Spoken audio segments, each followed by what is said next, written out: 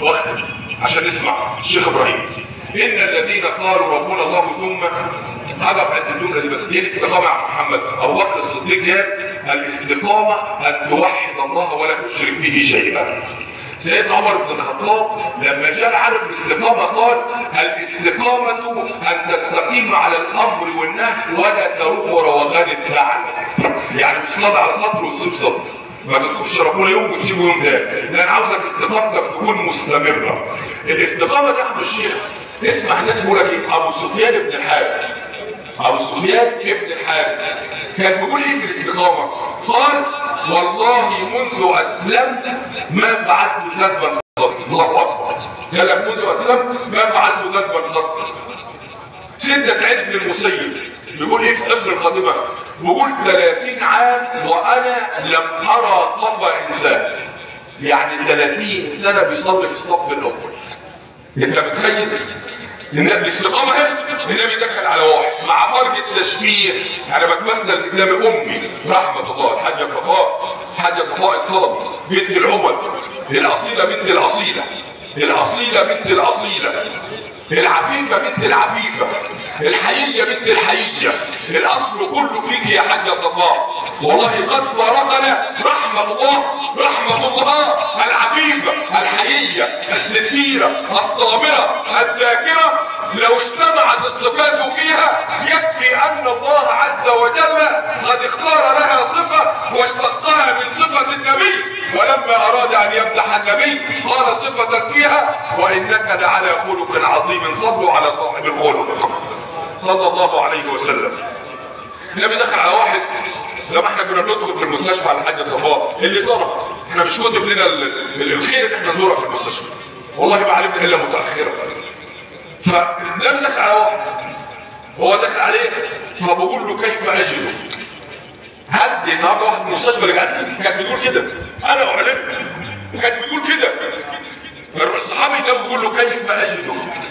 ايه رايك انت فيه؟ انا اسمع رجل ايه؟ انا اخاف من عذاب الله ولكني اطمع في رحمه الله. فاكر الاثنين قالوا خايف بس انا برضه طمعان فيه. اني اخاف من عذاب الله ولكنني اطمع في رحمه الله. فقال له النبي صلى الله عليه وسلم ما اجتمع الاثنان فيما أنت فيه من الموقف إلا أمنك الله من الخوف وأعطاك رحمته وأدخلك الجنة. العكس تماما، العكس تماما. النبي دخل على واحد عجوز عنده حمى. أصحاب الأمراض المزمنة زي ما قال سيدنا النبي نحسبه من الشهداء. النبي دخل على واحد عنده حمى، واحد عجوز، فقال له لا بأس طهور إن شاء الله. لا بأس ربنا يشفيك إن شاء الله.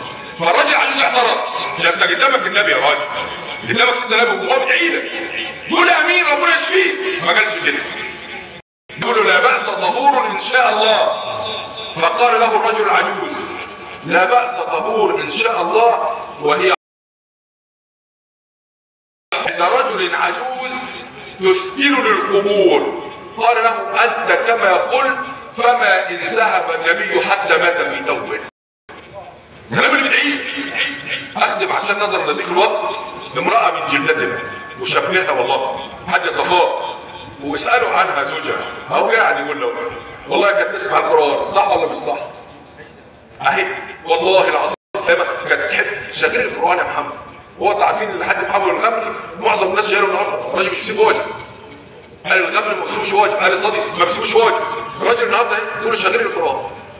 واقسم بالله العلي العظيم وانا غير حارس في المعصوم ما قعدت عليها الاقيها جايبه الفجر مريضه من اصحاب الاعذار. تقول لي يا اخي تعالى صلي الفجر عشان اسمعك. لو تعالى صلي تروح معاك هسمعك في الفوق يا اخي. وهي كما تحبني يشهد الله ان يحبوها في الله.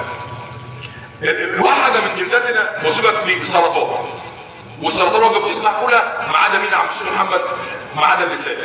واللسان بيوحد. لا مش تقعد ساكت، عاوز توحد الله. الكل جسمها وقف ما عدا اللسان. هي بتحفظ القران الكريم عن ظهر قلب، وبتختمه عم الشيخ ناسي كل 3 ايام، يعني بتقرا كل يوم 10 اجزاء.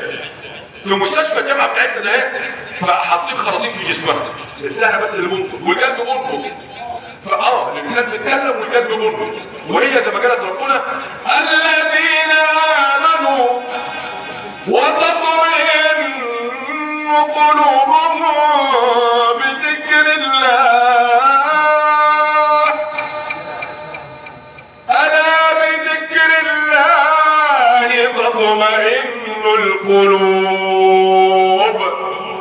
الولاد بيقول طب بقول لك ايه، ما نسيب القران اجري، قالت له انا هقرا. طب نسمعك، قالت اقرا. طب تجري ايه؟ قالت اقرا القران. بدات من اول سوره البقره يا عم الشيخ محمد، بدات تقرا خالص. بصوا بقى تقرا تقول ايه؟ الخراطيم كلها في جسمها وقفت فين بقى؟ والذين امنوا اشد حبا لله. وقفت هنا دور كده واقف. طب هتسكت؟ قالت والذين امنوا اشد حبا لله 10 مرات. وفرت العاشره فاضت روحها الى باريها. نظر احد المشايخ خلاص الخراطيم عارف الفئات مركزه ويكون يعني خلاص مفيش حاجه خالص. قالت للشيخ هات لي المصحف، قال له الطبيب حط المصحف على صدرها وراح عامله كده، قال لها بتعمل ايه يا عم الشيخ؟ بتصلي. ما انا ممكن اشيل المصحف عادي، نشيل المصحف نظره في شيء يا عم الشيخ بعد اذنك. نعم المرأة ديت المصحف على صدرها وممكن يشيلوه عادي، نغسلها ازاي؟ قالوا المصحف على صدرها وغسلوها والمصحف على صدرها. الشيخ بيقول ايه بقى؟ اسمع، غسلوها والمصحف على صدرها، كفنوها والمصحف على صدرها، صلوا عليها والمصحف على صدرها، اخرجوها من الدنيا والمصحف على صدرها، انزلوها قبرها والمصحف على صدرها، تركوها والمصحف على صدرها، نزل الملكان واراد ان يسالها فسمع مناديا يقولون كيف يعذب من وعى كلام الله. نعذبه ازاي؟ نعذبه. الله عز وجل لا يعذب عينا نظرت الى القران، ولا يعذب لسان نطق بالقران، ولا يعذب عينا وعى بالقران، ولا قلبا وعى القران، ولا جسدا لمس القران. فالقران يحفظنا ويحمينا، والله اسال ان يحمي رحمه الله بحبها للخلق كلهم. انا ارفع كف الضراعات الى الله راجيا ان تكون هذه